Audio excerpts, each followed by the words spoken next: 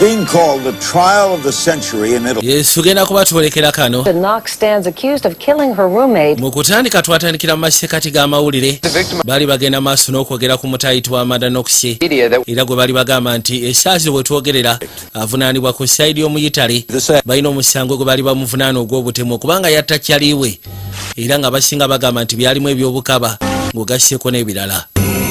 Mu kaseera kano twakwatiko bwe ntudda ku sayidi y'omu Italy njagala weekaanye nga bagamba Lifetime bakutuusaako sema gye twolekedde era nga bagamba kasema ke twolekedde baashyako ebyo byaliyo nga bagamba Amanda Knox murder on the trial in Italy era nga bagamba Hayden Panettiere ne bagamba Vincent Riota bwe bagenda okubeera mu kasema ke twolekedde. Paolo Romeo naye mwali mu sema gye twolekedde.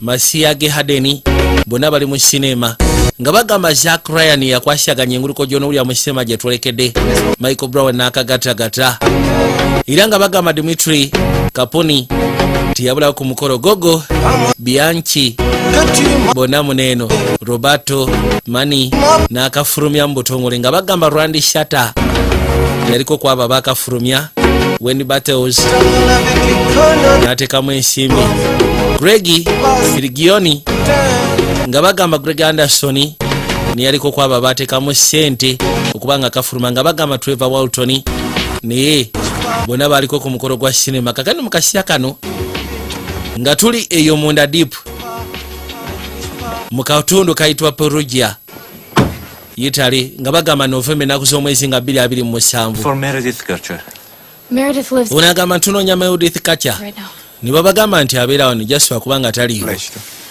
Nze mpitibwa Rafael Sorikito. Unayitibwa Amanda Knox. Ono abeera wanne Meredith.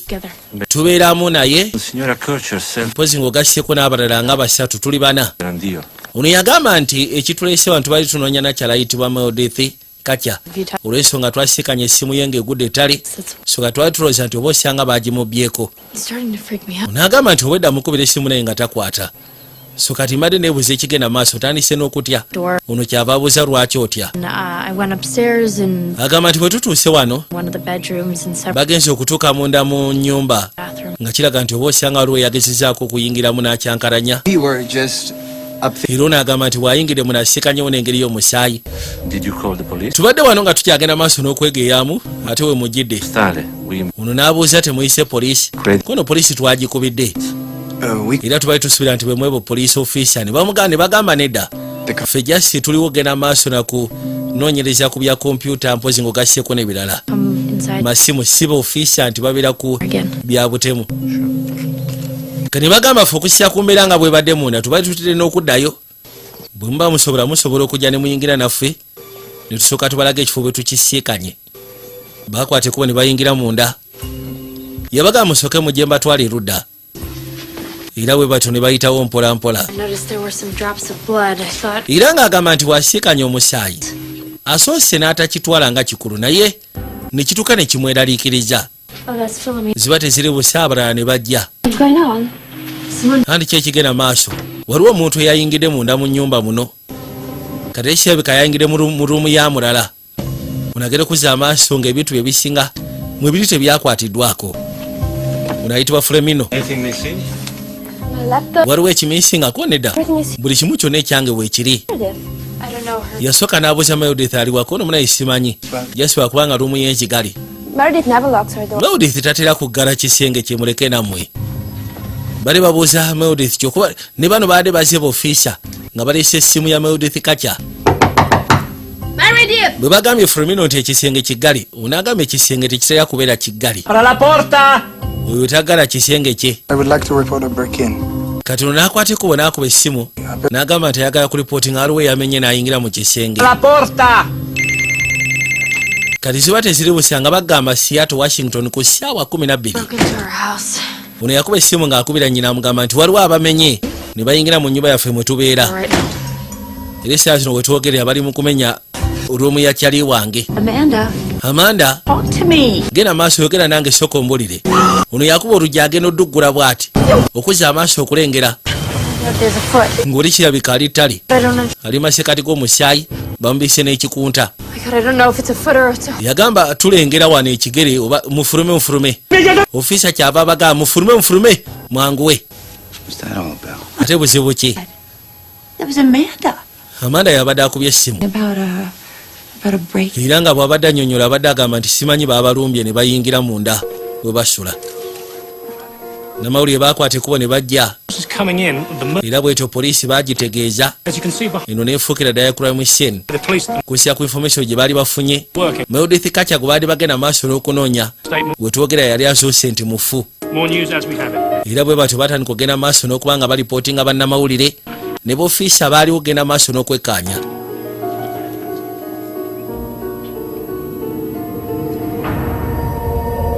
Ono yakwata ekkubo era bw'atyo n'amunywegera omwagalwa.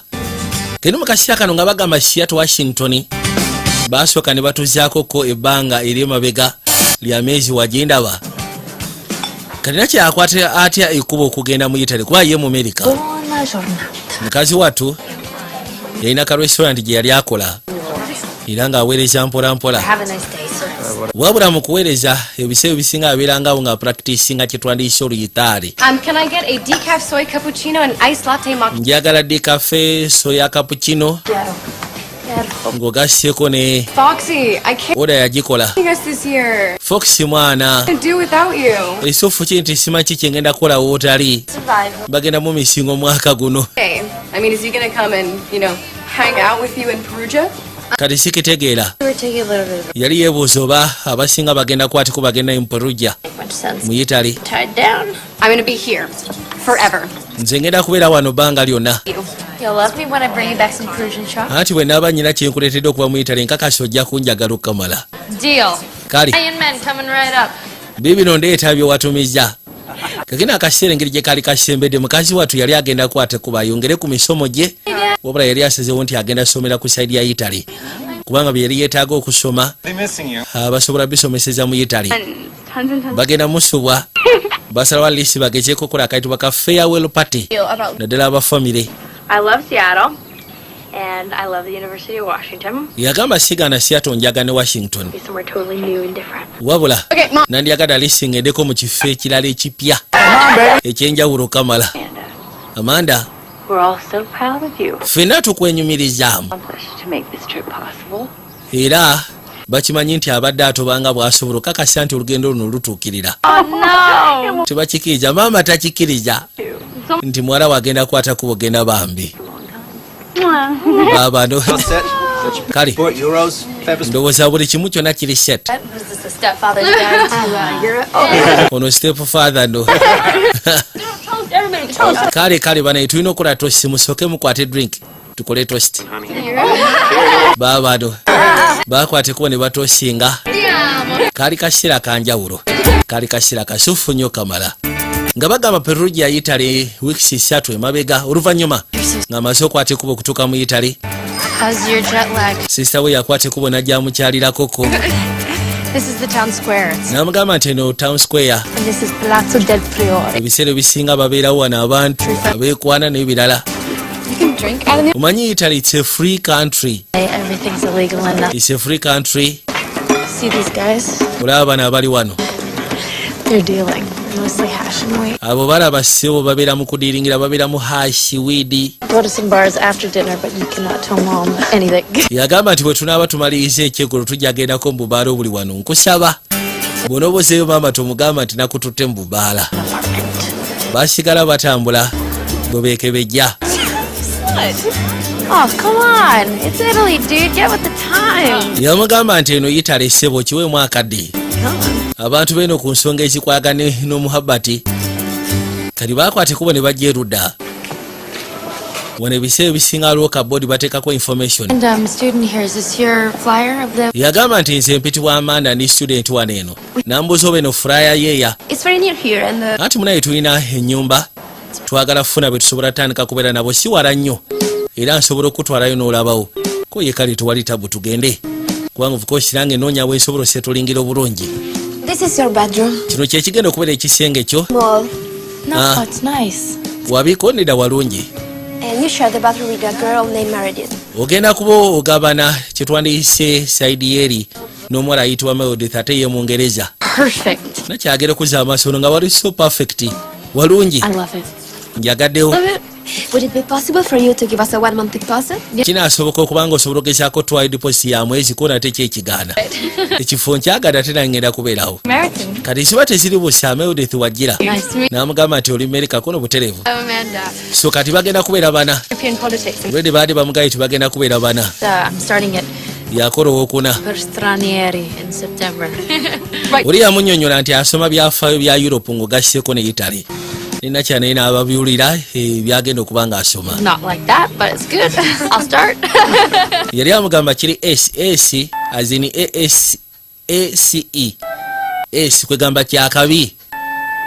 Tukwate kuba okudde bali. Waliwo we baperformingira. Kalinga ka theatre kali simple bwe katyo. Nakya yajja. Era bwe batyo babasimba obugalo. Nakya yali bali ng'agenda maaso n'okwekkaanya buli kimu kyonna. No. Ono kyava mugamba ngenda kuyita mukono kati. Thought we could grab a drink after at Merlin's. Nze badde ndowooza nti oba osanga tujja genda tunywemu oluvannyuma ko nedda. Katuli yakwata ekkubo n'ayitamu. Waliwo kabaka abadde ayimiridde ebbali abadde ayambadde obugaalubindi yajja n'atuula okumpi waali. Raffaele. Yamugamba Raffaele. Nze mpitibwa Amanda. Kali akawungeezi bwe kati bwe kaagenda. It's down south. On the coast of the Adriatic, yes. Baakwata ekkubo ne bajja nga basembera mpola mpola. Lori kirabika ate yali abadde mu Italy for some time. Come on. Sina kyayinza okuba nga muzaali w'omu Italy. See how you do. It's a city No. in Washington, Yali amugamba kwegamba asobole omunnyonnyola ku kibuga. and it's home of Microsoft. Agamba nti Seattle nkimanyi kiri mu Washington, it's a home of Microsoft. Place of Kurt Cobain, and you say Microsoft. Yagamba abasinga bakya-identifyinga nga basinziira ku bintu birala naye ate kinewisiza okuba nga gwe ate ogenze mu kompyuta.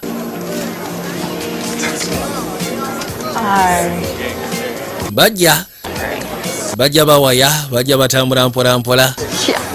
Ndowooza kano kajja tekajja kukola bubi.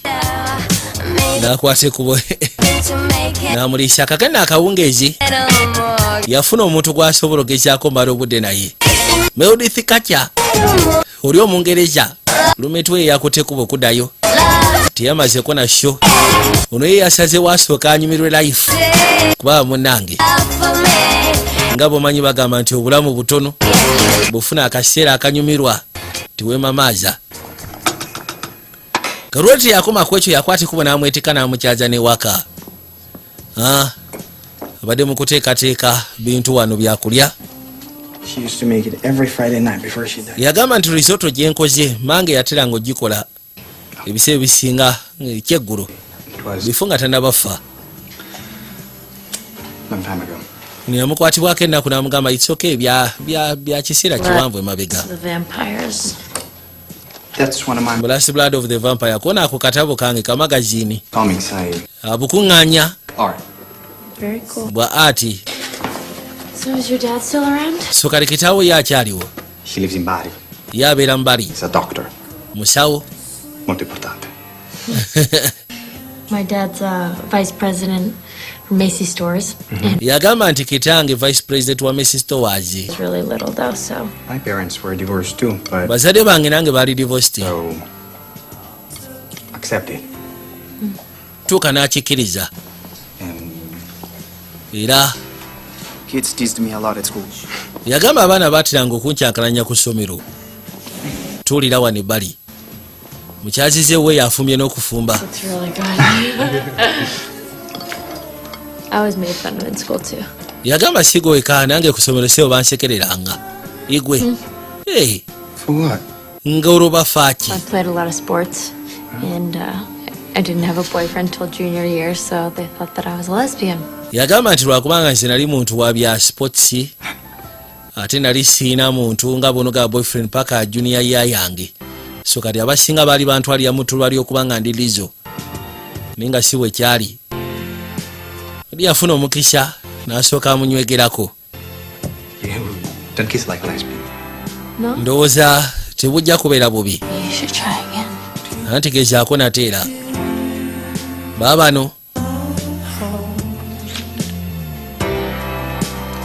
nabagambye tuleka ayitibwa Amanda Knox kasima basinzirako ebyo ebyaliyo tulekako drama at the same time nga kali mu investigation kakendo obudde bwetoloola twakwate kuba ne tuvaayo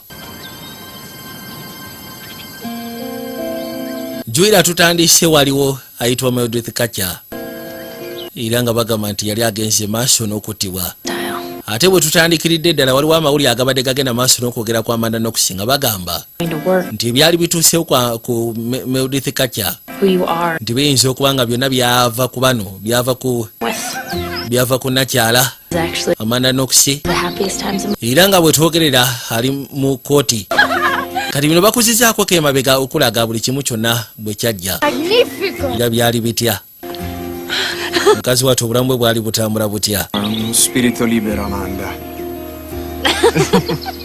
Lodi alabira ddala musanyufu okubanga akalina bambi yagamba nti bwekibanga ddala mubutuufu kino kirooto okusinziira ku ssanyu lyafuna kyekirooto kyatandiyagadde kuzuukuka kuvaamu kakeno lumba abafuluma ne Mildred Kacha yali amugamba engeri gyagenda otambula Mildred yali musanyufu n'amugamba omanyi ensonga eno ngenda gigamba naye saagala ogifuula enkulu lekeraawo kubanga okyafuwaza buli lwenkwate kuba ogenda mu kinaabiro nsiika n'osuddesuddeyo ebinanka lekeraawo naawe towogana kalwasi wabiŋŋamba ebintu ebimu seetaaga kugamba weetaaga liisi okimanye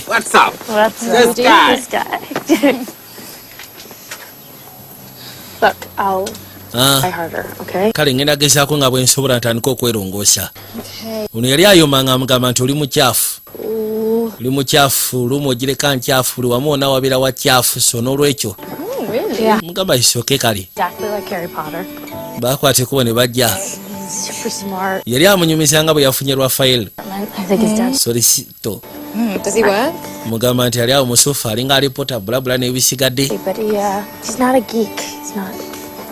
ali bitu bya kompyuta sigamba nti wakabi nnyo naye kyewunyisa tonaba kumala bbanga ddene muno naye wafunye dda boyfriend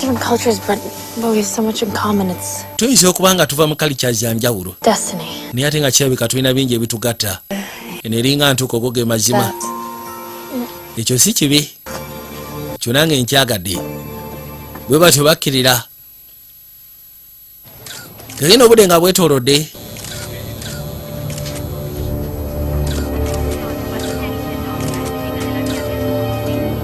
twakoma mu biseera kati poliisi yakwate kubonejja nga bamaze okwekkaanya buli kimu kyonna kye baali beetaaga era nga bagamba nti omwana myaka 21 ayitibwa Mildred Kacha yali atiddwa mu Perugia olwaleero era nga bagamba nti abadde muntu mulungi abadde muntu w'abantu munnange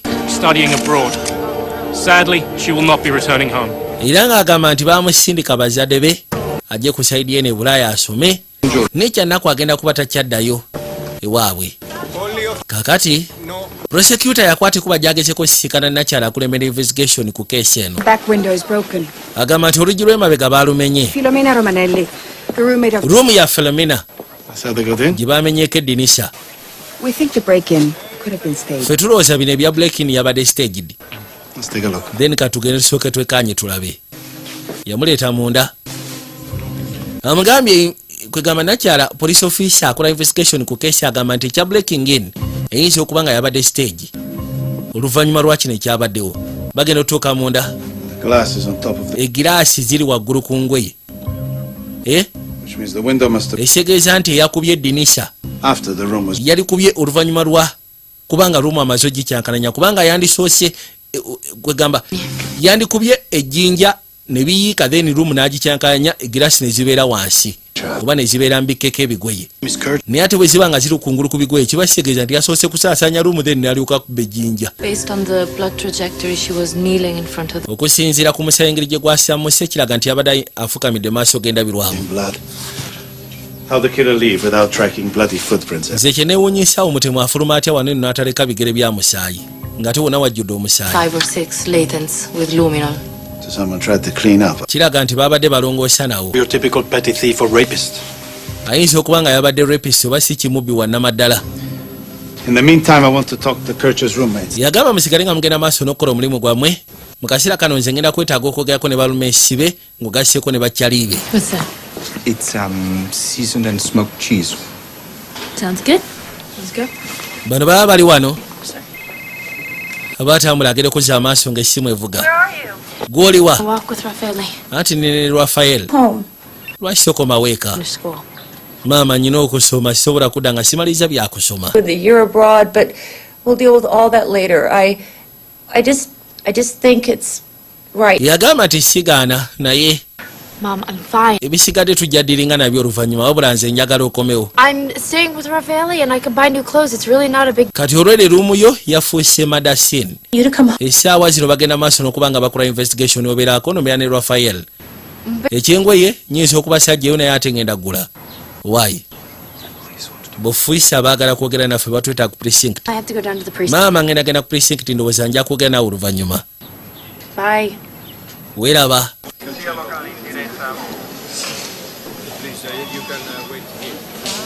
Kati yakwate kubo ne bajja ku precinct poliisi yali ebeetaaga basobole okugezaako okubaako bye bababuuza kubanga baali bayiisa emikwano gye bonna ne barumeeti be bonna.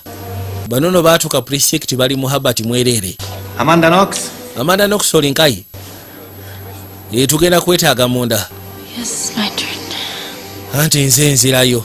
Bano beewuunya okuba ono nga ssebo ye alinga atabirinako. My boyfriend, Rafael Solichido's apartment where I'd slept the night before. Yagamba nze mu kusooka nali nasozewa 30 Rafael Solichito.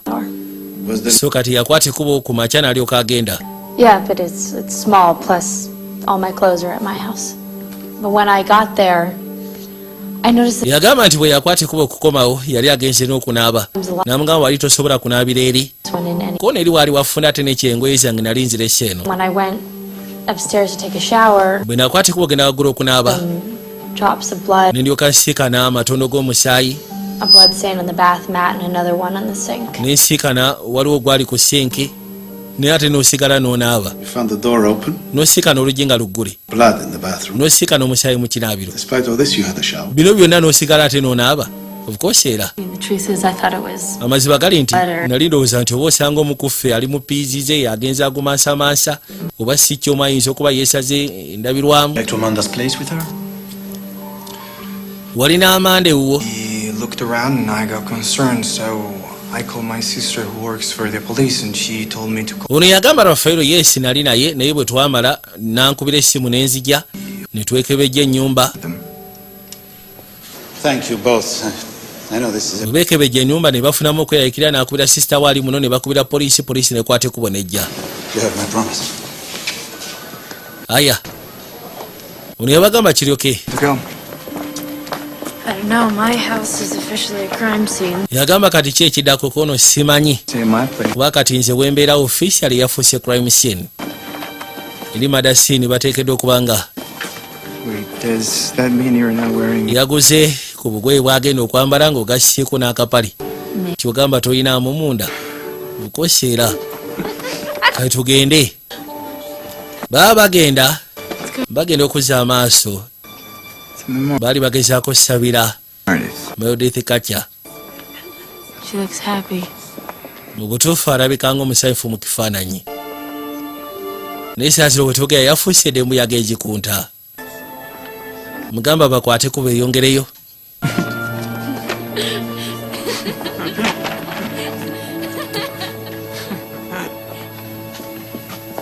Hey, Keninga basooka ne bakuzaako kw'omwezi gumu emabega. Lumu yakwate kuba najja asisinkana Meredith Kacha. there's an opening down at the Lashik and I was going to go check it out. N'amugamba nti munange ennaku zo zonna mbadde njeyagezaako okufuna akalimu kati waliwo akalimu wenkasubira ku Lachik kalinga ka kilaabu. Yamusaba bwe kiba kisoboka amwerekereko. Bajja I really want this job. Are you sure I look... eisofu ye nti kana akalimuko nkeetaaga sooka ondaba enfaanana ntya. Mugamba isooke ego gyatugende. Kati bagenda otuuka munda basiikanayo sendi. I used to make mojitos with that vodka back in London. Kyava asooka amusaba bwe yateranga okukola kadrink. Nakya yamugamba Meredith Kacha nti yateranga okukola kadrink mu biseera biri nga bali mu Bungereza. yamugamba isooka osobola ogezaako n'olaba. Yeah, well, Katonda yali amugamba nti yeetaaga abanasobola okumuyambako okuweereza wano munda. Alisi nga bakola ennaku 2 buli kiro. Is €50 a week plus tips. Want to think it over? Bajja kuba bakuwa $5 ng'ogasseko ne tips. Sendi akabaala kake. here you go. Ono n'amukwasa aka n'akwata ekkubo n'awuutako. It's fantastic. Okimanyi k'okoze kano ka cocktail kali fantastic. Don't even miss the rum. Bw'oba kanywedde toyagala nako. Omanyi? Could come in once a week and back. Lwaki okwata ekkubo n'ojja nga once a week. Ne tukolanga ka drink ka. Tonight. Tujja katuma Meredith's drink tonight. It's not easy. My Si kiwani kijja kubeera kyankubanga abeera mu bitabo. spring. Wamma ebitabo byange nsobola schedulinga time ne nkwata ekkubo ne nzijjanga. Kakero ono yawulira ennaku. Kubanga yabadde azosaba omulimu naye ate oli kirabika. Gwe bagenda okuwa the greatest opportunity. Thinking that I hope this is all over soon. Manyi mbeera awo ne ngamba kale aba asaba. Last year, all I worried about was midterms and pulling a good shift at my job. Now my roommate's dead, and I'm in the middle. Yagamba nze kye nali nsaba kwagalageza kubanga It's just so random, you know.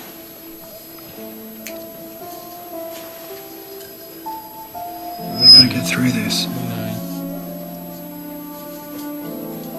ye kye yali ayagala kwegamba kusobola kwasaganya mirimu misomo gye ate ng'omaze okwasaganya emisomo n'ekirala kye yali asaba kwegamba obulamu obugonvu naye kati laba ebyatuuseewo kyali bwe yafudde kati bano abakola investigation batandika okuleeta ebifaananyi Of the cuts were superficial jabs. ono agamba nti okusinziira ku mbeera mayiti bagyekanyiza nga kiraga waabaddewo akanyuulegano No, she would have. bifo nga tannaba kufa Bruising indicates someone held her down and nti ayinza okuba omuntu yamukwatidde wansi or she was fatally stabbed. bifo nga tebannaba mufumita Inflict this much damage. yasooka neyebuuza muntu kyayinza okukola ekintu nga Had to kino be more than one attacker. olowooza yabadde muntu ng'omu olowooza yabadde ng'omu oba babiri Being rape or it could have been rough consensual sex. yagamba asobola okugamba ayinza okuba yabadde rape wabula ayinza okuba yabadde rough consensual sex kwegamba ayinza okuba yabadde rough sex nga oli yakyeyagalidde oba si ki Tried to strangle her. kati kineewunyisa omuntu n'amutuga They slit her throat. bwe yamaze omutuga n'amutusaako Their time alina amaanyi n'amusala obulago musala bubi nnyo nno si byakusaaga Have time of death. between 9:30 and yasooka n'abuuza olowooza saali saawa nga mmeka bwe yamutirako no saawa nga 3:05 forensic evidence indicates that naye ate ekiriwo hours after death, Kercher's bra was cut off. And okusinziira aba forensics bagamba nti oluvannyuma ng'omukyala amaze okufa Turns to akaleega ke baakasala ate mayiti ne bagitegula n'ogitegula yagamba ekyo kyewunyisa omuntu n'aleepinga omukyala n'amutta ate namaa n'akoma crime scene okusala akaleega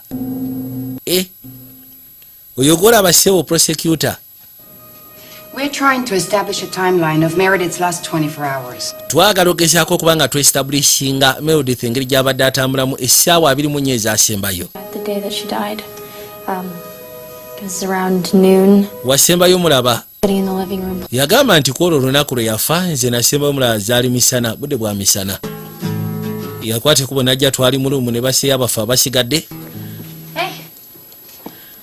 Hey, yajja tabitegeera completely exhausted. mu butuufu ndi mukoowu Till 5:30 this morning. You got a little something in your face. olinako eweerabidde mu feesi yo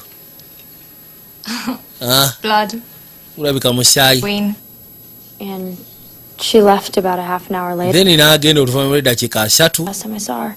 What did you and Raphael do? kale gwe ne Rafael ki kye mwakola Went into my bedroom and twagenda mu kisenge kyange bukoosi mu kisenge Detective Navarro and I have been around. detective navarango gasseeko nange ensonga ezo tuzitegeera wabula twagala tuwulire we smoked a joint. twanywa akayaga And era 5 o'clock we went back to his house and watched a movie. then ne tumanyi tugenda ewuwe ne tulaba sinema I thought this was about Meredith.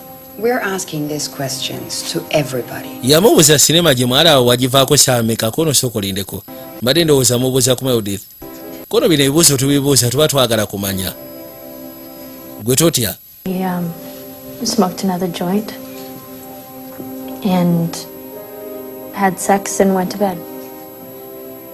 yagamba nti bwe yatuuka ewa Rafael era baddamu ne banywa akayaga then ne beebaka. Wazuuka saameka? Around 10 a.m. Nazuuka ssaawa nga 4 Back to my house and then ne ngenda eka all of this already. then kati bino ebisigadde nabibagambye. So paperwork and... Of course wabitugambye naye tuba twetaaga liiso gezeeko tereza paperwork. Would you mind going back to the... Ofaayo senga tusooka ne tuddayo ffenna Come up with... eri gye musula. Tomanyi oba osanganyiza ofuna ebibuuzo ebipya ng'ovudde ku bino byenkubuuza ebikadde. Yagamba sirina tagali. Live downstairs. How well do you know them? Waliwo abavubuka abazannya omupiira ababeera wali wansi mbamanyi kyenkana ki? They're sexually active with any of them? Yeah, Yagamba tubadde tubamanyi kwa abadde baseeyo abaffe ate nga ne Meredith amanyi obasisikana. Kono kubaddeko gwabadde ayagala, kono ye kubaddeko gwabadde ayagala. Okay. Does he have a key to the upstairs? Gaayo yabadde alina ekisumuluzo ekimuleeta eno waggulu. So they'd only been seeing each other for a few weeks. Kimanyi kimu kyokka ntalina kisumuluzo kubanga n'ekirala badde bamaze wiikisi eziwerako nga tebalabagana baafunamu obutakkaanya. Andika kiraga nti omuntu yabadde... We suspect the break-in was, staged. Okusinziira ffe kye tulaba kiraga nti breaking in yabadde staged. Bino ebyokubaamu ejjinja simanyi okukyankalanya byonna byabadde bipange bupange. Muntu yabadde amaze okumutta. I need your help. Soko gye n'akwata ekubo n'amwetika ebbali. Do you notice any knives missing, Mr. Waliwo akambe akamisinga ku bwambe buno. Nakya yawulira nga atidde ate ye kusinziira ku kyabadde asuubira. Bano bamugambye nti ffe investigation yetulaga nti kino kyonna kyabadde staged. Omuwala oyo baamusse ne baagala bagezeeko okuteekawo embeera eno okulaga nti waliwo eyayingidde simanyi n'akyankalanya nedda. Ngenda kuseba oteeke hudu ku mutwe. Lwaki kono bannamawulira nti mukazi wattu ng'ateeka kihudu ku mutwe yakwate kuba asobole okumuyisaawo mpola mpola amutwale. N'abagambye tulika investigation at the same time kagenda kubeera kako drama naye nga temwerabira kasima kembalangidde akayitibwa Yohona. N'abagamba Shafik for Service Center mpozi ng'ogasseko ne Asante Express eyakago emuntaro y'okoleji ng'ogasseko ne Royal Giant ge masomero.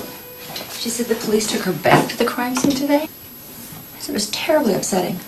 Ono yagamba poliisi yakutte muwala waffe n'emuzayo crime scene. It's so traumatic. You have to keep reliving it. Ekituufu kiri nti kano akaseera kazibu nnyo okubanga omuyisaamu eyo embeera muwala waffe. Single day this week. Man is a smart kid. Amanda muwala mugezi A foreign country crime. ajja asobola okiyita mukono mu nsengwira. He's in a foreign. Abasinga boogera olulimi lwatategeera b'ofiisi atabategeera nkera gye bakola mirimu gyabwe. I don't want her dealing with this another day. Olw'enkyansi ngenda saagala kubeera wano nga neetuddeko bwetuuzi. We found this partial next to Meredith's Kati bano bagamba nti ekigere bakisiikanye okumpi ne wa Meredith. set in Meredith's blood. This bloody footprint was on the mat. Era ne balaba n'ekigere ekyabadde ku kakeeka. It's analyzing it for specific class characteristics. Baali bagezaako kyanalayizing okulaba. Compatible with Raffaele Sollecito. What about the luminol footprint? Ate kino kye mwalengedde ekyabadde kiyitamu baakikubye lumino. Light. Too small. They're between a size 36, maybe. N'agamba tekiyinza kubeera kya Raffaello. And the Knox is a size... Kubanga kiri mu sayizi 36 ku 38. N'amugamba naye ate nakyawa 36. Was there any 37. usual about Amanda's behavior? Kati sooka ombulira Maggwe. His body was... Kubanga kati naawe oli rumeeti waabwe sooka ombulire ayina engeri gy'abadde yeeyisaamu Amanda. Amanda was acting very strange. Yagamba olunaku lwe mwatuyita ku station mugezeeko tubuuza ebibuuzo yali yeeyisa mu ngeri etategeerekeka. Kuona etya ngeri ki? Its English friends and I were... Kubanga oli yali ayogera Oluzunga mu Ngereza baba bakwatagana n'Abamerika. Kubanga singa kyali kunze nga mukyali wange yafudde nandibadde ndi munnaku naye ye bwe yakwata ekubo kujja ssebo yajja ne boyfriend we batandika kwegadanga. I were completely detached. Bo balinga ensonga bataziriiko. Alina kye yagamba bwe wasembera waali. I said bwe natuuka waali I hoped Meredith hadn't suffered and... ne mugamba nti kansubire nti mukazi wa teyabonaabona. Onaŋŋamba obukoosi yabonaabona kubanga baamusala ensingo.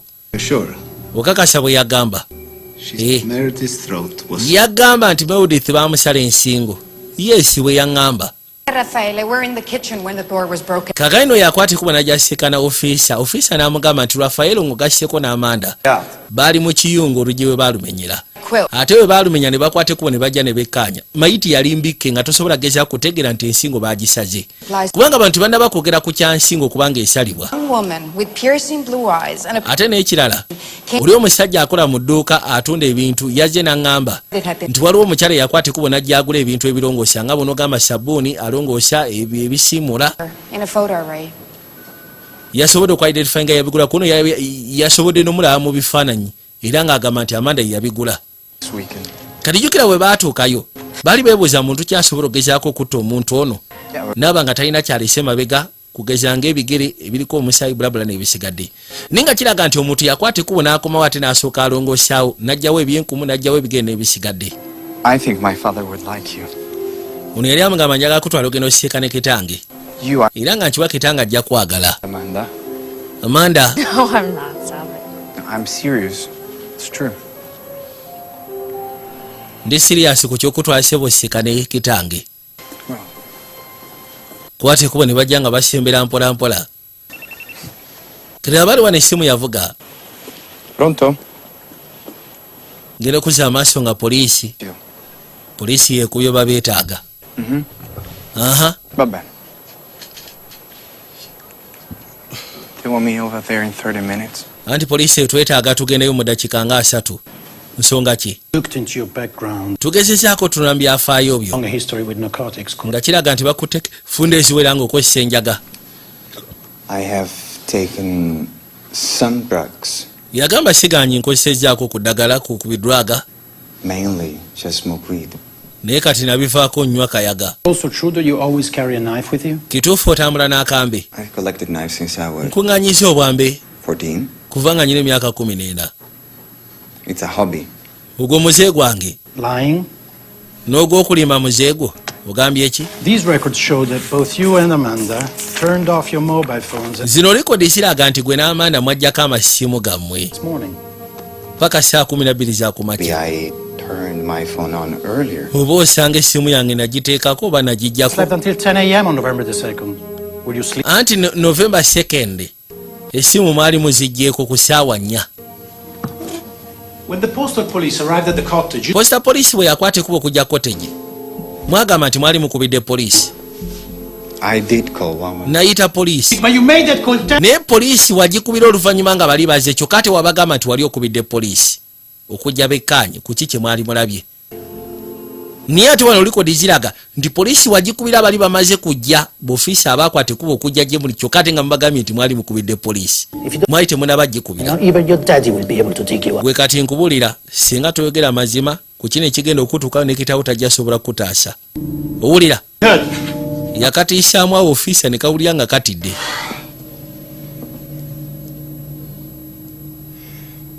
genda maaso mpitiramu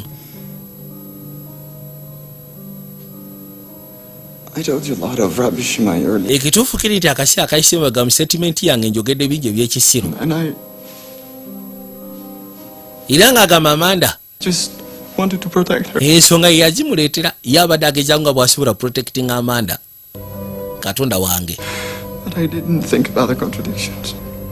mugenda maaso n'okwogera ku bino saamanya biki ebiyinza okuvaamu kati mukazi wattu atudde wano eno yawulira nga yeetaaga ostretchingamu natandika okubaawo osama mpola mpola Amanda nyabo kano si ke kafo oyinza otandika ozannyira ati mbale njagala stretchingamuko yingira wano eno gwe Rafaelo olowooza tabyonoonye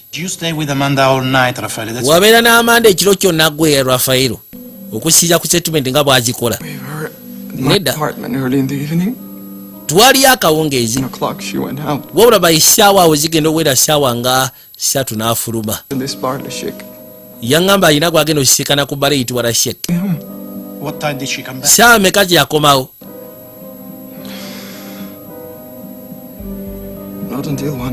yakomawo ssaawa ndowooza 7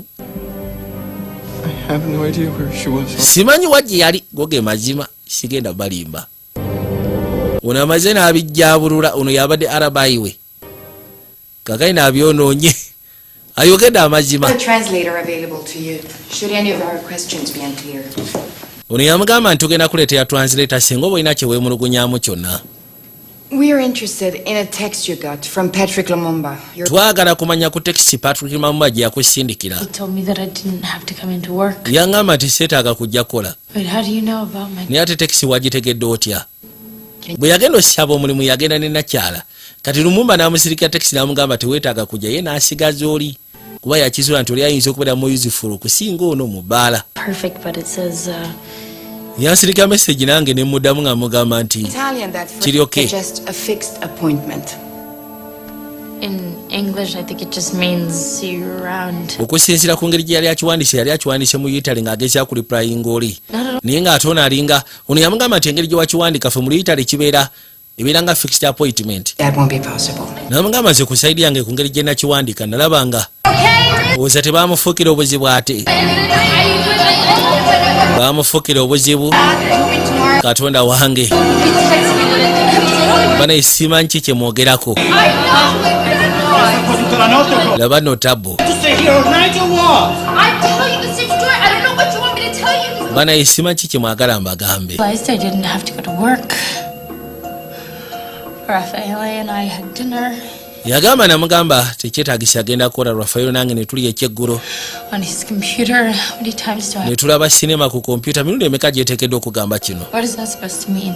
It means that Raphael is allergic to... Raphael yakyusizza dda statement ye. You left his house at 9 Agamba nti wafuluma mu nnyumba ye ku ssaawa 3 p.m. n'okomawo ssaawa 7 nga bukya.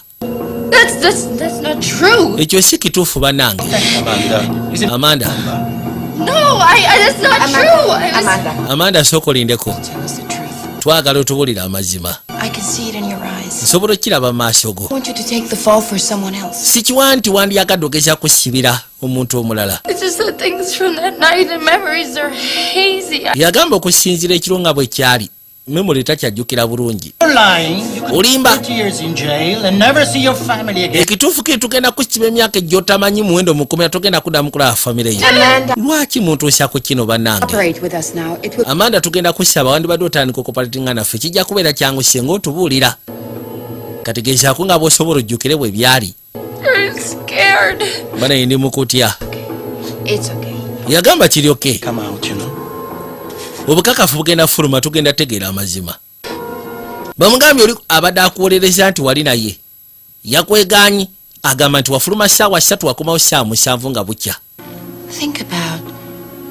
Lowoozaamu. Yagamba kati gwe kubamu akafaane kalegezaako nga bw'osobola. Sikayo memori kyonna ky'onooboseewo kye tujja okgenda nakyo. Bannange. Bagamba seba ali mukutya. Kiri okay. Gezaako okujjukira. Gezaako nga bw'osobola ojjukire. Jjukira. I did meet up with Patrick that night. Yagamba kituufu nasisikana Patrick Lumumba ekiro kyolwo. 9 p.m. We went back to my house. Era ng'agamba nti zaali wali kawungeezi tukwate kuba ne tudda ewange. I can't remember how long. Bwe twatuuka ewange n'agenda n'abeera ne Meredith Kacha. Simanyi bbanga lye yamalayo eyo. Wabula nze kye ndaddamu okulya nawulira miranga. Bwe nawulira emiranga nali mukutya engeri gye nali nsigadde mu ddiro nga ndi mu kunywa. Ekituufu kirisobola kuddamu kusiina kya kyenzijjukira kuva awo. Neetaaga mpumulemuko okusiya bunaye ku ngeri gye mumbuuzizza. Sinaba kwebaka sinaba kuwummula.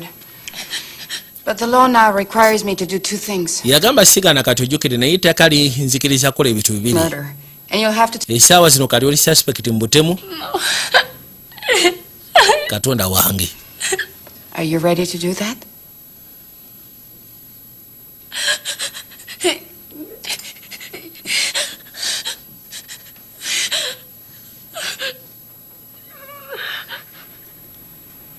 Agambye ekituufu yasiikana Patrick Lumumba akola cheki.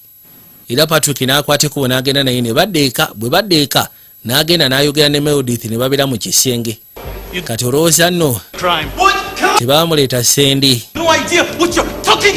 Abagamba simanyi ki kye mugenda maaso nakwogerako.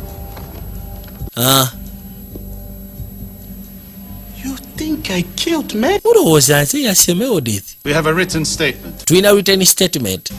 waliwo akwako obujulizi Accuses you of raping, onaakuvunaana murdering. nti omwana we wamutuusaako ogwobulisa maanyi n'omutta n'okumuta muli basiru. I have 7 sisters. nze kulaba sibo nyina bannyina gye musanvu. No way I could hurt her. sisobola kera kumakya nennumya mukyala mbw alina bannyina gye musanvu. prosecutor yagamba bannyoko musanvu. Detective Argasto. That's a compelling defense. Eyo defense simbi njiwulidde. Horrible mistake here.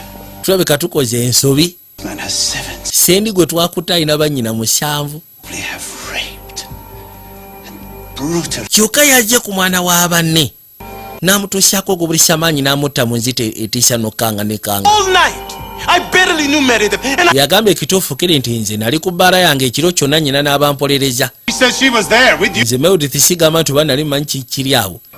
N'amugamba naye ono yatugambye nti wali naye mu kisenge. And herself at the same time. Lwaki aba agenda maaso n'oku incriminating ate naye ne yessa mu case at the same time kubanga naye alaga nti yaliwo buli kimu ekyatambulirawo. Do you speak English? Uli amubuuza ddala mutuufu nakyala bw'oba ogamba nti alimba lwaki aba aku incriminating mu case naye ate ne yessaamu. Hi. Kubanga agamba nti yaddayo n'aweeka n'ogenda osika Meredith Kacha ne mbeera mu kisenge yaddamu kulira mirango ebiri atajjukira bulungi. Look, it's going to be okay, honey. Nakyala atuuse mu kibuga. Office, okay? Ono yamugamba nti ogenda sisiika na meeya w'ekibuga. How can they Ebisinga agenda kuyambako. arrest her? I know you want answers, but right now we have none. Well, my ex-husband, who's Amanda's father, is going to be here on Friday, and he is contacting the American embassy. The mayor has spoken to a criminal. Ono yali agamba nti munange bba wange yamaze dda kwegamba genda kwogera n'abembase. Ono kyava mugamba nti meeya yayiyiza dda agenda kufuna looya. Right? I mean, once this whole thing is straightened out. Si kiwa nti ebyalooya bigenda kwetaagisa nze kimanyi. She's only 20 years old. Muwala wange emyaka 2 y'obukulu. She's kind, Muntu mulamu. gentle, and there is no way she could be involved. Si kiwa nti zino ensonga yazirimu so kati Mistake.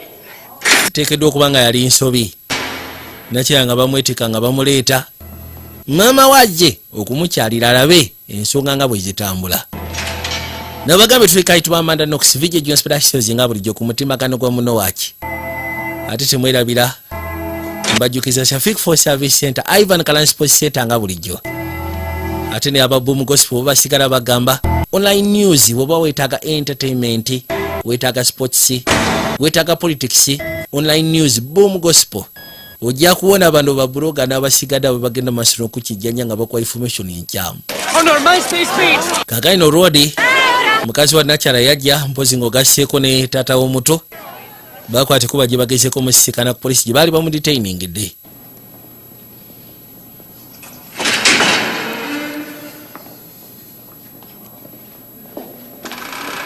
Genda okuzza amaaso okulengera nnyina. Nabagambye tulina mu kuteekateeka akapata akatutwala era syagala mwerabire tugenda mu mbaasa kulya ssente. I'm just confused. This is like a nightmare. What happened? Ono yambuuza ate kiki. All I know is that Meredith was my friend and I didn't kill her. Amanda, we know that. But why did they arrest you? Because Rat Valley lied. He said that I wasn't with him the night of the murder, and I don't know why. He's always been so nice to me. Maybe he wanted to. Bade bamugamba era nga bamubuuza lwaki soko tubulire dda mubutuufu lwaki bakutte. Kono nsonga Rafaelo yalimbye. Simanyi lwaki yalimbye kubanga abadde muntu mulamu gyendi tubadde tukwatagana nali naye ekiro. They threatened me. Kati tibagamba twakofeesi nze mbw ate simanyi waliwo ya raping omukyalo oyo n'amutta. The head. N'abagamba munaye baadde bakambwe babadde banzigunda bambuuzabuuza ebibuuzo. Maybe I was at the house with Patrick the night the murder. Era nange ne ndyoka mbagamba nti oba osanga naliyo ne Patrick Lumumba sendi. It wasn't reality. I just wanted them to stop. Ekituufu kiri nti nabadde njagala bandeke. With an attorney. He'll So kale tofaayo tulina looya ensonga zino agenda zikwasaganya. Don't go. Ngenda basaba banaye temugenda. Kabagambye nti ekyakwogeza bye kayogedde ebikwatagana ku Patrick Lumumba okuva ku laki. Mbu lwa nsonga babadde baka interrogating ebyakaleetedde okuba nga kagwa mu kutya. Nga bwe bakakuba ku mutwe we bakola ki? Musaba asooke bamuleke. Kwate kubo n'ayitawo. Abazadde baasigala erudda. Waayi. Here we go. kikyolinawo. Not only is there not a shred of forensic evidence placing Patrick Lumumba at the crime. Ekituufu kiri nti tewaliwo obukakafu bwonna bulaga nti Patrick Lumumba yabaddewo ku crime. Kyakubiri ayina ne ba Alaba yabagezaako okuwolereza nti ekiro ekyo teyaliyo. How could she remain silent? Kati ono omukazi lwaki alimba? Innocent man behind bars. Lwaki asirika, lwaki awayiriza omusajja talina musango bamusibe? Kiki Be protecting somebody. ayinza okuba alina gwa protecting oba alina gwasirikira. Fingerprint in Meredith's bedroom. Waliwo ekyekumu kye twasisikanye mu kisenge kya Or Amanda. Meredith Kacha. Rafaele. When I run it through the database. Bwe nakikebedde mu database si kya Amanda si kya Rafael. There. Kya Rodi ayitibwa Rude. Gude. Rudi Gude. Coast. Since then he's only had a few. Yava mu Ivory Coast n'akwate ku bonna eno mu Italy ng'akyali muto. Where he is now. Jasi abadde amenyaamenyako amateeka bwe gati abadde yabula. Kati bazeemu omutegeera ku luno. Kati ono agambye nti mu kisenge kya Meredith Kacha basikanyeyo ekyenkumu. Si kya Amanda si kya Rafael. Wabula ekyenkumu kya Rodi ayitibwa Lude Gude. They said that you wanted to see me. Bagambye nti weetaaga okundaba. Okay. The results of your blood tests. Twagenze ne tukebera omusaayi gwo era testi zaakomyewo. Tule bali ndowooza nkuliremu. I'm sorry, but they show the presence of the HIV virus. Onoosonyiwa twagenze okulaba ng'olinamu ka HIV virus. Wangi? You can't be serious. Temuyinza kubeera serious mu nsonga zino. Positive doesn't necessarily mean you have AIDS. Okubeera ng'olina positive HIV result tekitegeeza nti olina AIDS oba olina siriimu. Bamukebedde ng'alinamu akawuka ka mukenenya naye tekitegeeza mbu alina siriimu. Get married. Bana nyina okufumbirwa. Nyina okuzaala ku baana temuŋŋamba nti nyina siriimu. Tuula wansi. Ngenda kusaba osooka owandiika erisi y'abasajja bonna be webase nabo. Lwaki? Anti twagala tugezeeko okugoberera ensonga. Kali nga tudda mu Koblenz, Germany. Lodi aba atambula. Ono ayitibwa Lude Gude. Ate olowooza tebaamugwako tebamukwata. Lude Gude bamukutte. Ono agera okuzza amaaso nga bakutte bamukwatireyo mu Germany mbagirimaani. Wabula ono yabayitako kolumu. Bw'oba ojjukira yabasika n'ababuuza WhatsApp the sky. Lude Gude. Gemanya ge Lude Gude. Kati nakyala. Bw'alaba nga Lude Gude bamukutte. Ekintu kino kyamutambuza memory ne ziddako emabega. Ki ekigenda maaso? G'obadde weekweseewa nnyabo. Meredith. Rudy. Anti nze mpitibwa Meredith, ono Amanda. Kali ekyewuunyisa. Meredith yali amanyi Lude Gude. Era yakwata ekkubo ne yeetikanga Amanda n'amuleeta ewa Lude Gude. Kati Lude Gude yalinga muyimbi. Birawo ne bakyali baabwe alinga Mr. Windi. Batuula awo ne bakuba akayaga ne bayimba ne beeyokya mpola mpola. Yakwata ekkubo n'amuleetayo. Kati bw'alaba nga bamulabye n'agamba sooka olindeko. Lude Gude ali mu Italian custody. Poliisi emukutte. Era n'agamba nti Meredith ne Kacha naye ba having sex.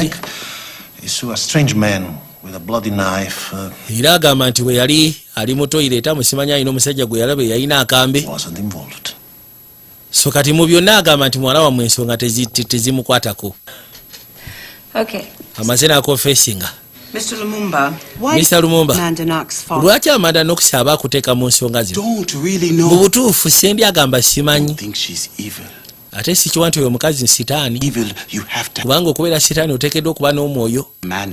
Amanda talina mwoyo. Amanda mukalu. Amanda yafa. Amanda temumuzannyirako. On your HIV test. Munayo n'otusonyiwa twagenze ne tuddamu ne tukebera nate kigenza okuzuuka nga toyina siriimu. Wangi?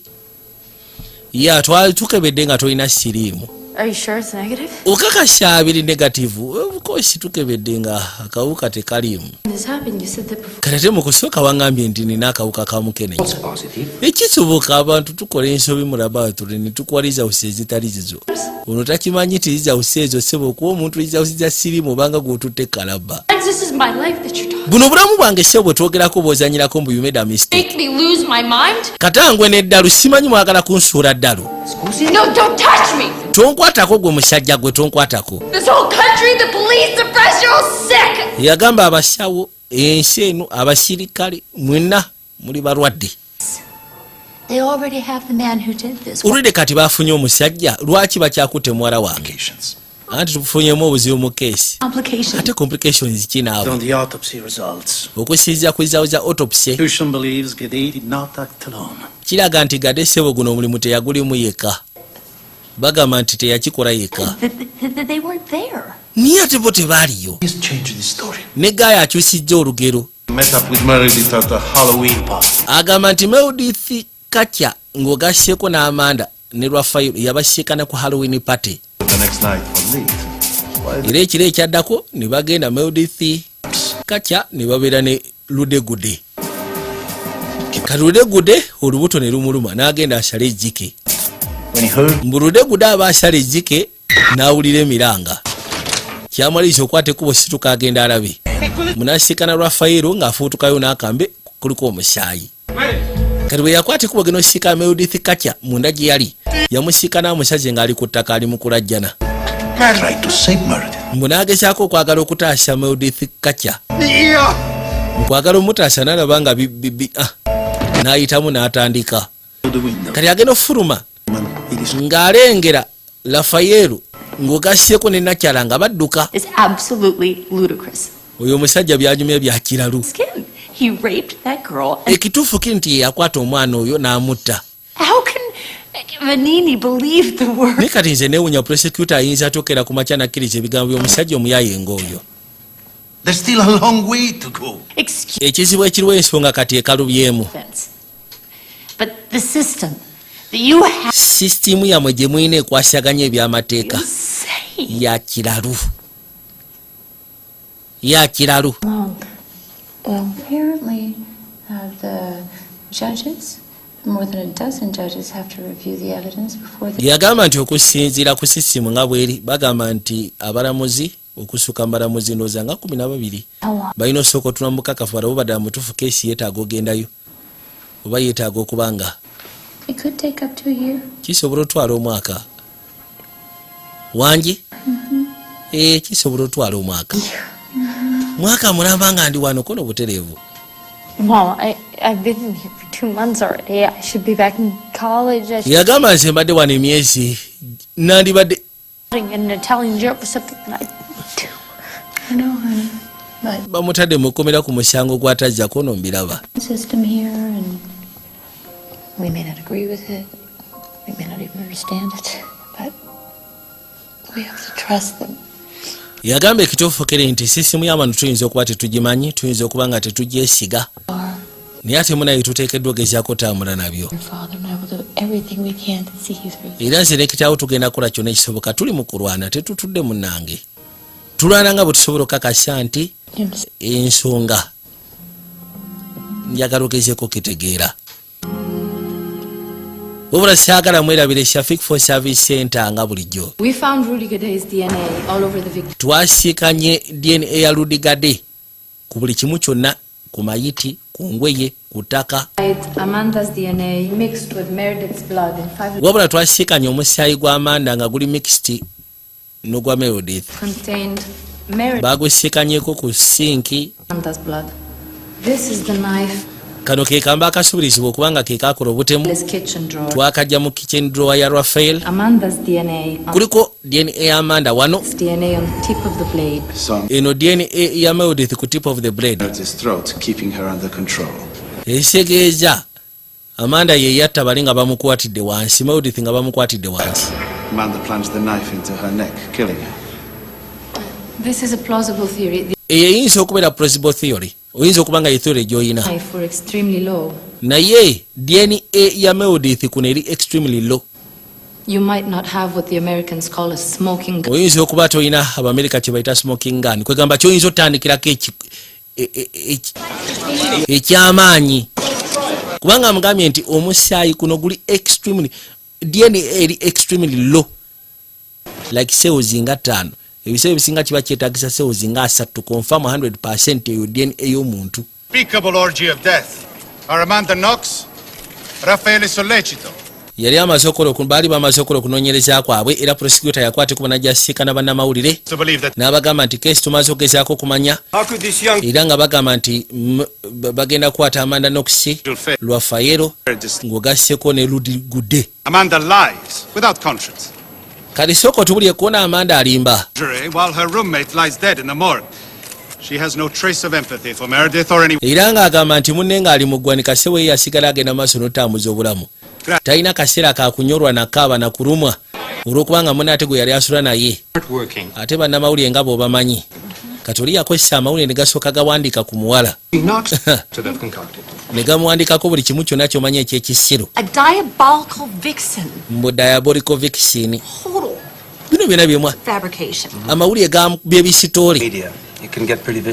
Ate ebiseera ebisinga bannamawulire obamanyi naawe. Daba. Kino baakikuba museum. Amanda yali agenze kukyalira anti we. Mu Foxy Knox.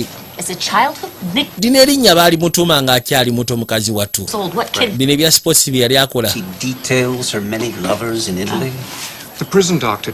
Prison doctor yagenda n'agamba muwala waffe mwe simanyi ayina ekirwadde kya siriimu. Era ne bamusaba awandika abasajja bonna be yeebase nabo. Kati oli bwe yawandika lisi y'abasajja, lisi yali nnene. Kyokka abasajja be yawandika akaseera ke yali amaze mu Italy. Kati lisi bali ne bagiteeka mu mawulire. Nga balinga abagamba nti malaaya. Yagamba nti obimanyi omuntu senga akuteeka mu mawulire asinga okikuba obulungi mu mawulire yawangula. Tetuli bagagga. We want to fight back. Twakukontaktinze lwa nsonga twagala okugezaako fighting back ku nsonga zino. Anti namwe musobola okuyita mu American media. Ne musobola okugezaako okuyita mu talk shows ez'abasajja ab'amaanyi ne mukikubira eyo. Bwe banaakiwulira nga kifubutuseeyo naffe image yaffe ey'eggwanga n'akatundu kaffe ebeefa. Information gye twafunye prosecutor ali ku musango gwa muwala waffe ali ku indictment. Ekyo nakyo mukikozese. Kati bo kye baakola bakitegere prosecutor ali ku indictment bamunoonyerezaako miginini ayitibwa miginini ayitibwa Giuliano Miginini ali ku indictment. Ono mwami Miginini bamunoonyerezaako naye ng'emisango egimuvunaanwa mu bwa prosecutor oba mu bwa state abadde amanyi okuddira abantu n'abasonseka obukakafu nga tebabikoze n'abasibya.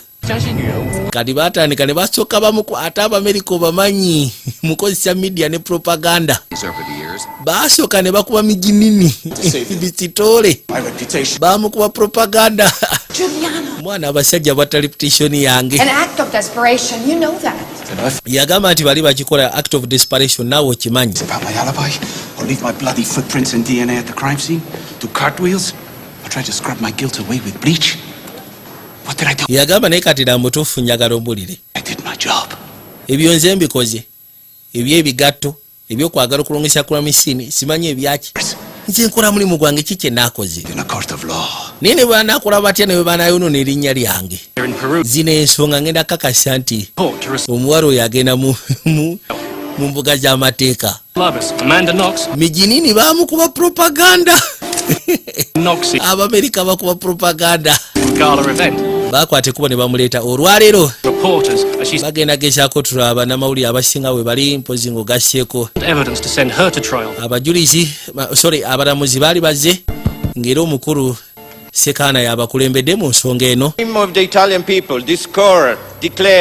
Yabagamba nti bannange abatuuze ba Italy ekooti eno esazeewo Rudy Gude ye gumusinga ku bukakafu bwe balina.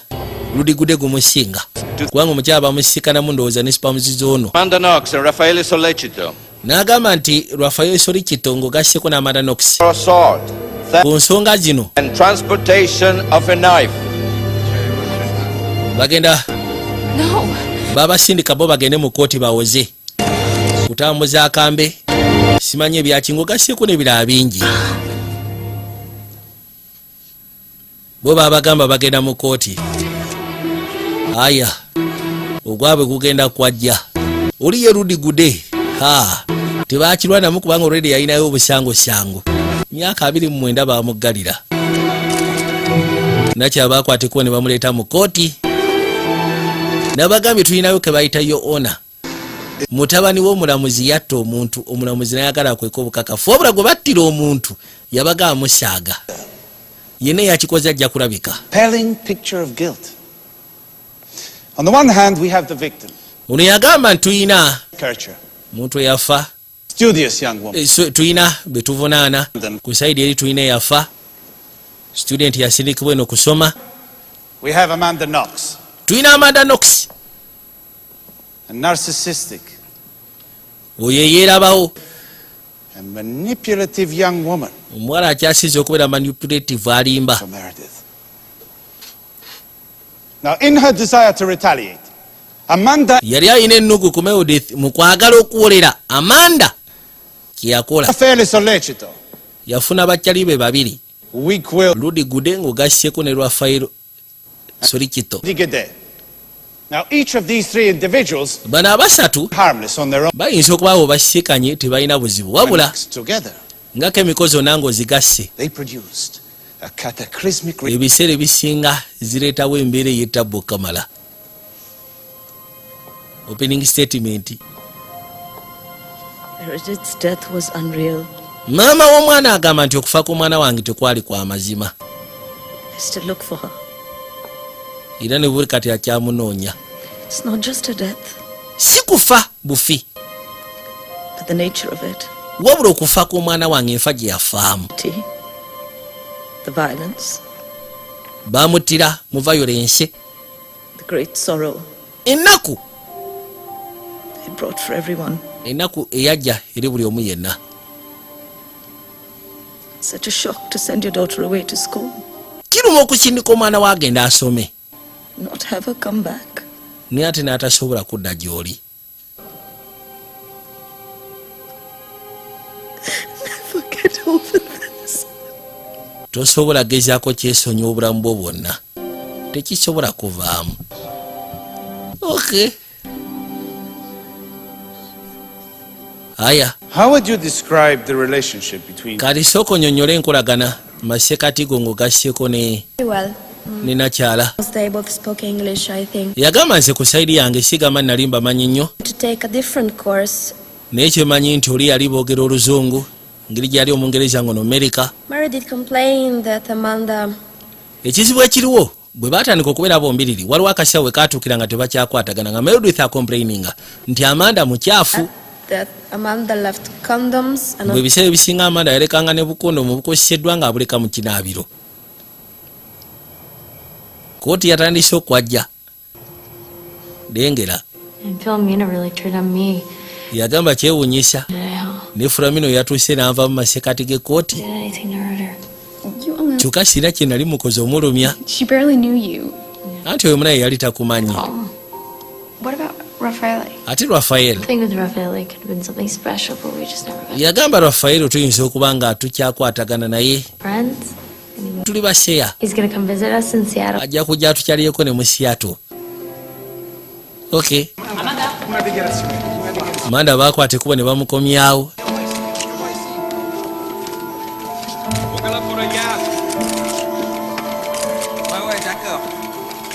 Mr. Renal, you own a clothing boutique here in town, correct? Oyina edduuka ly'engoye wano mu kibuga. Baleese no Michael Bunyama ayina edduuka ly'engoye. The accused coming to your store. Yes. Ono gwe bavunaana yajjako mu sitowayo nti ye yajja ogula engoye singa nga bbiri kubanga oli yafanga lumu. Waba ulyanga boogera.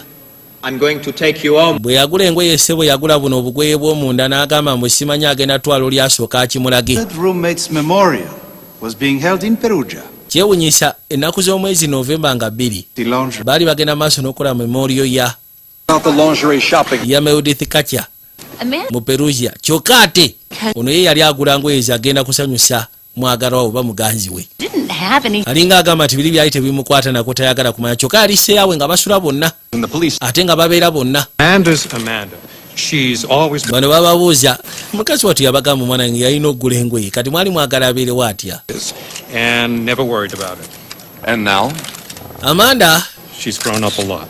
bagezaako nga bwe basobola okwogerako eri bannamawulire bagamba essaawa zino akuzeemu mu kooti what you did on the evening of November. tubuli eki kye wakola evening November nga lumu I were at his apartment.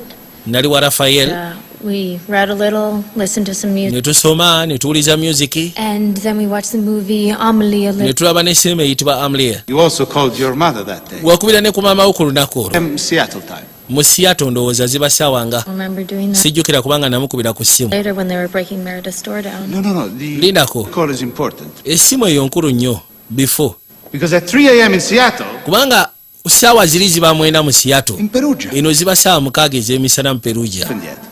the police hadn't arrived, the door had not... poliisi yali tenaba kutuuka oluggi lwali terunaba kumenyebwa n'okubira maama wo. Did you feel the need? lwaki muli wali owulira weetaaga okubira ku maama w'essimu? Nothing I.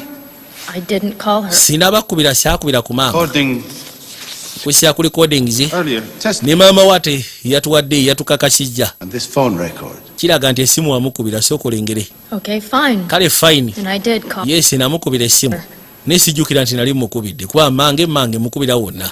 You heard Marco Vitello testify bamugamba owulidde Marco Victori ng'agenda maaso n'okuwa obujulizi of November nti wagenda ennaku z'omwezi nga 2 wagenda mu dduuka lye directly to the n'ogenda directly gye bajja ebirongoosa. continent.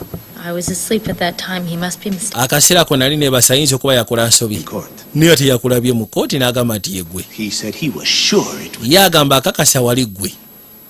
Well, I've been in that store several times before. He just eri edduuka ndibaddemu enfunda eziwera ayinza okuba nga tayimu tagijjukira bulungi. Moving on to the date of November 6th. kale tugende ku Novemba nga 6. Asserted that you were physically struck during your interrogation. Please, can you n'otugamba mbu ssebo twakuba nga tukolako interrogation osobola okunnyonnyola. and everyone was asking me questions. nabali mu luumu nga buli omu yena ambuuza ebibuuzo oli ambuuza The onambuuza. interpreter called me a stupid liar. interpreter n'ampita omulimba.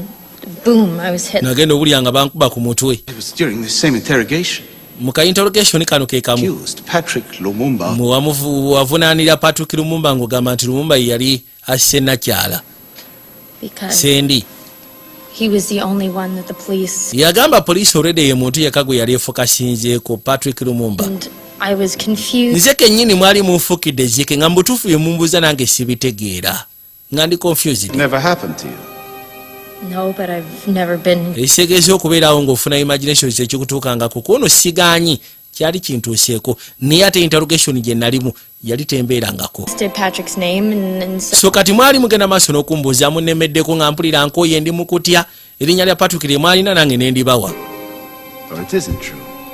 so kale ekitegeeza tebyali bituufu Now, you're not... kubanga twagala kumanya ebya Patrick tebyali bituufu. Can I finish now? nsobola okumaliriza kati munnange of course era genda maaso.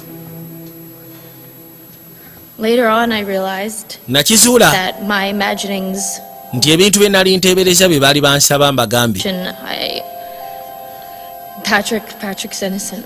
Patrick musajja wati yali talina musango. naye ate poliisi tewadda gigamba nti Patrick talina musango. Never told me. tewaŋŋamba. Feel the need to intervene and get an innocent man out of prison. gwe tewalaba nti kyali kyetaagisa okujja otubulira amazima omusajja atalina musango ave mu kkomera. Told me a liar. I didn't. anti mwali munfukidde zike mwatandika okumpita omulimba mumboggolera. Lumumba on the hook. Objection. wali toyagala kujja Lumumba ku nsonga zino oli oyagala musaatu munnyikiza ensonga nno zikalubye. What happened before? ndowooza muwulira ebyatuukawo And testimony about what happened after. ne muwulira nebiki ebyatuukawo oluvannyuma. I'm now going to tell you what we think. kati ffe tugenda babulira ki kye tulowooza bwe kyali. Around 10 o'clock. ku ssaawa 4 November 1st, 2000. Novemba nga 2007 Raffaele Sollecito went to Grimana Square. Raffaele Sollecito There. ng'ogasseko ne nakyala bagenda ku square. To buy drugs. baali bagenze kusikana ayitibwa Ludegude kugula drugs. The door to the cottage. kati bwe bakwata ekkubo okumala okugula drugs baanywa ne bakola byonna bye baagala ne bakwata ekkubo ne bakomawo mu cottage. And alcohol. Rudy goes to the bathroom. kati Rudy n'agenda mu kinaabiro. They find Meredith in her bedroom having just returned from dinner with her English friends. kaakati Amanda n'akwata ekkubo n'agenda asisikana Meredith. over any yali mu kisenge kati bamusikana ndowooza engeri gye baali balina embiranye buli kaseera baabanga bayombagana. Meredith didn't approve of Amanda's sexual or hygiene habits. Olwedde twategedde Had come for Amanda. sexual That's hygiene oba it is Amanda. Meredith yali taapuruvinga na Nakyalabi yali akola. Violence. Kati ndowooza bwe yadda nga atamidde ali ne bano ne baagala bayombagane. Mu kuyombagana ne bavaamu olutalo lwa kulwanagana. Mu kulwanagana Amanda and Raphael. Amanda yakwata akambe Later. n'afumita oli. Dress Meredith. Cut off her bra. Era bwe batyo nga bamaze omufumita Amanda ne Raphael baakomawo oluvannyuma. Covers the body. Ne bakwata ekkubo ne bamugyamu akaleega. Pietas. Ne mayiti ne bagibika. The victim. As a woman. Kwegamba kino kyamulumiriza okusiza nti oli victim yali mukazi nga tayagala abeere bute bw'atyo. Battered body. She was responsible for. Yali tayagala omubiri gube nga guli bweru okusiza nti yali alina obuvunaanyizibwa ku kino. Then ransack Philomena's room. They throw a rock through the window. So kale ne bakwata ekkubo ne bagenda mu ruumu ya Philomena. Ne bakwata ekkubo ne bakyankalanya luumu ye. Ne bakanyuga ejjinja. Naye ne beerabira nti egiraasi zaagwa kungulu tezaagwa. Singa baasooka kanyuga jjinja then ne balyoka bakyankanya then yandibadde breaked. Of the postal police. Ekyabayimiriza okukola bye baali bakola yali poliisi. Yabasinkana. Was a beloved young woman. Meredith Kecha yali mukazi mbalagavu bambi. Father. Aina taata, aina maama. I have to go to the seminary. Aina basista, aina bannyina. Esaa zino kati okumulabako balina kgenda wali eri mulimbo. Knox and Raphael Solicito took poor Meredith from this world. Amanda Knox ng'ogasseko ne Raphael Serikito. Bato omukazi atalina musango. Life imprisonment. Era ng'agamba beetaaga ssiibwa obulamu bwabwe bwonna obusigalidde life imprisonment. Kaakana. Kaakana. Baba wadde poliisi ye wali kwegamba prosecutor yawaddeyo version ye okusinziira ku bano engeri gye baakikolamu. Obukakafu obuliwo bulaga nti bwe baakikola. The Herman Hesse books are in German. Maama yakwate kubona gy'asiikana muwala we. The original? Wabula ekituufu kiri nti mukazi wattu ali mu kutya. It's really hard. Kubanga tamanyi kiddako. Terrible things. I told the truth. I didn't do anything. I didn't kill Meredith. Teri kiruma kubanga oyogedde amazima. Naye nga tebakukkiririzaamu ekituufu ki nti sinaba kutta ku mukyalo oyo. Tomorrow. What if it doesn't? The possibility that I could actually be convicted never seemed real until now. You're not good. Yagamba mu kusooka abadde mukakamu ng'alabira ddala ndowooza eby'okumusiba tebiriiyo. Wabula kati alabira ddala. Omusango basobola ogutwalira ddala paka Rashid ne bamusiba. How does everybody hate me? We located abundant levels of Raffaele Sollecito's DNA on the victim's bra clasp. Kati bano bagamba nti DNA gye baasobola ogezaako okufuna esobola okupuresinga Raffaele Sollecito ku crime scene yali kaleega. Kapiisi ka kaleega. Crime scene. Solicito's DNA was only found in one place, a bra clasp. Yes. Jasi kaleega, ku kaleega katini bwe kati. Stefanoni, could you please tell the court when this bra... Kati soko tubuliyekana akatundutundu mwakasisikana luvannyuma lwa bbanga ki. On the first day. Twakakuba ekifaananyi ku lunaku olusooka. Was it actually... Naye ngamba mwakaddayo kakimaddi. 7 days later. Oluvannyuma lw'ennaku 67. Days later. Ennaku 67 lwe baddayo okukima akapapula akananka ako. Weeks is okuli DNA. saying Dr. Stefanoni out in the open. Yagamba ddala mu butuufu wikisi ezitenkanika nga akantu kali awo tekavaawo. Scene technicians were traipsing. Anti olwedde baali basibyewo. Yali kula misiri nga bagisibye. Now. Naye ng'atoledde mwe mwali musaalimbiramu tekuli yali asobola kasamba. Sample belonging to Raffaele. Baasikana n'essigala nga kuliko DNA ya Raphael. On a cigarette butt. So kati DNA temala gaflyinga. No. Anti era of course teflyinga. But Naye. you admitted you made a mistake collecting evidence. Gwe kennyini wakikkiriza nti mwakola ensobi nga mukuŋŋaanya obukakafu. Yinza okuba nga neno yali nsobi. Kati Raphael Felix simanyi soli kite. Just DNA bagisikana kaleega. Would you say she put up a violent struggle to Osobola otugamba nti omukyalo ono we baali bamutuusaako bena we bamutuusaako yali alwana nti ye. Rudiger's DNA and prints were deposited. Kyewuunyisa okuba nga Rudigade ebyenkumu bye byali byetoodde ruumu yonna. Fingerprint. Naye temwasobola kusisikana wadde fingerprint ya Nakyala. Blood or cell of DNA belonging to Amanda. Wadde omusaayi gwa Amanda. Explain this. I have seen numerous stabbings. nze ndabyeko abantu abafa n'otasobola gezaako kusisikanawo omusaayi gw'oyo abasse Found DNA. naye mwasobola ate okusisikana DNA ku kambe ke mwajja ewa Which was confiscated from Rafael's. mwakajja wa Rafael akambe kwaliko DNA ya Nakyala ng'ogasseko n'ey'omufu. On the DNA. Osobola otunnyonnyola obuzito bwa DNA gye mwasisikanako eya Nakyala? Extremely low level. Mbu yaliko extremely low level. Practically non-existent. 5 cells. Ng'olinga agamba nti terinako 5 cells tosobola gezaako gireeta mu kooti nga bukakafu. Kati baleeta omusawo kakensa mu kikwagano ebya DNA. Wama njagala osooka ombulire ku DNA eyo. Matching Meredith Kircher. Bagamba nti emaakinga omufu DNA ey'omufu naye eri wansi nnyo. The low strand of DNA signal that yagamba sigina eno eraga talking about 4 or 5 eri mu 4 or 5 cells naye ate ogezaako confirming era weetaaga ekisukkamu ekyo emirundi ng'ena oba weetaaga lisi zibeere nga mu 15 cells oba 20. The fact that the sample is so small, okusinziira nti sample ntono nnyo it didn't come from the victim. kiraga nti ne DNA teyava ku victim. Elimination in the laboratory. eyinza okuba nga na mistake baagikolera mu laboratory. What is your theory of the crime? kati sooka ombulire gwe theory eri ki ku musango. Collected the scene. I believe Rudy Gede was the sole person. yagamba nze nga profession okusinziira ku bukakafu bwe bajja ku crime scene nsobola kugamba nti Rudy Gede omukyalo ono yamutta yekka. yajja Meredith Kircher n'asooka amukwata n'amukakanya ku maviivi n'akola byakoze naye n'alyoka amuyisako ekyambe wano n'amusala. They say that I'm calm. bagamba ndi mukakamu mu keesi eno Not calm. wabula ekituufu kiri kiri mukakamu. I'm scared of losing myself. nange gwe mulaba ssebo ndi mukutya Scared of being branded something. ntya okunsibako ekintu kye sikoze. Scared of having the mask of an assassin forced onto me. gwe tuma kye kitegeeza okuba nga oyambadde akakookolo k'omutemu. Confess, I feel sad. era awulira ennaku And I feel frustrated. mpulira nje nankooye.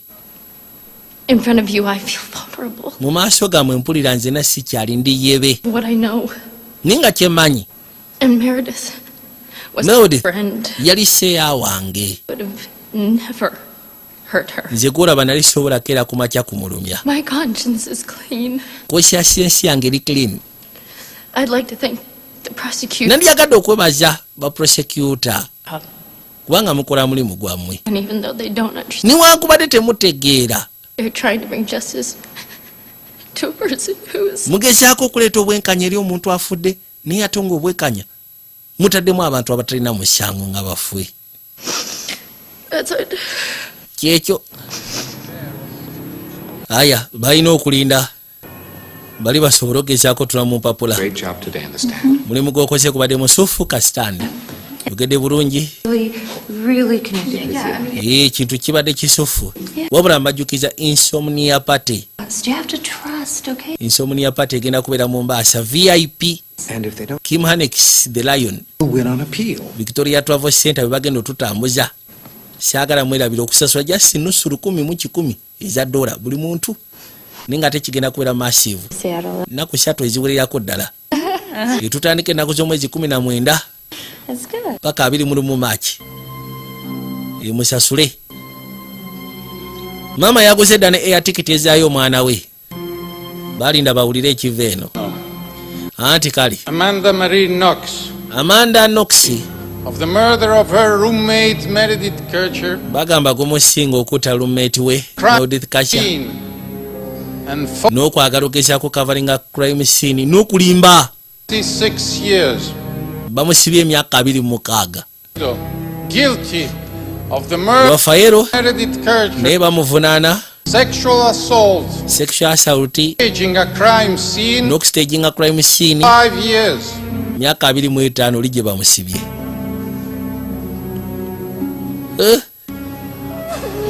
Katonda wange juya baatugabe basyako ebyo byaliyo.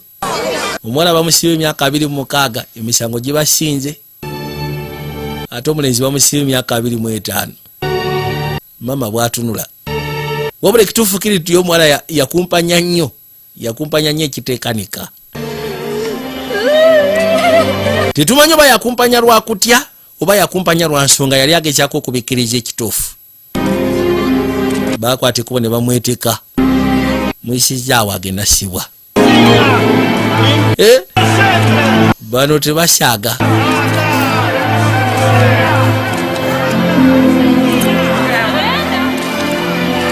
Mukazi wattu yagezaako okuyita muwala we, kumbe bakamutaddemu kano kabakuntumye.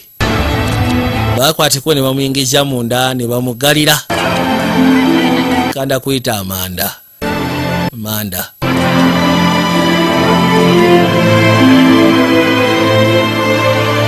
Bwe batyo bamuyisaawo. Ono baamu obugabo n'agamba baddangamu. Bamanyira. Leeta omuzannyo mu kitundu njagala weekanye. Nga bagamba Oktoba nga 3, 2011 Amanda Knox ne Rafael Solicito babata oluvannyuma lw'okusiba emyaka 4 mu kkomera. Era bwe batyo basobola okugezaako okukola kwegamba mu apiiru Perugia basobola okubata. Naye ng'emisango gyonna bamaze ogibajjako buli kimu kyonna nga kimaze okugira. Naye ate ekyewuunyisa prosecutor n'akwata ekkubo n'afayiringa keesi Maachi 26, 2013 era nga bagamba kikkirizibwa mu kkooti eza waggulu, kikkirizibwa wadde baba bakugyeko emisango ku saidi ya Italy, mbu kikkirizibwa okuddamu kola apiiru ne baddamu ne bakuvunaana emisango egyo. Baddamu ne babavunaana emisango egyo era emisango gigenda kuddamu kwajja butonateera. Bwe twogere abakyali mu kkomera bagenda kuddamu batwe. Newankubadde baali babejjeeredde, court of appeal yali ebejjeeredde nga bagambye tebalina misango era nga bagibajjeeko.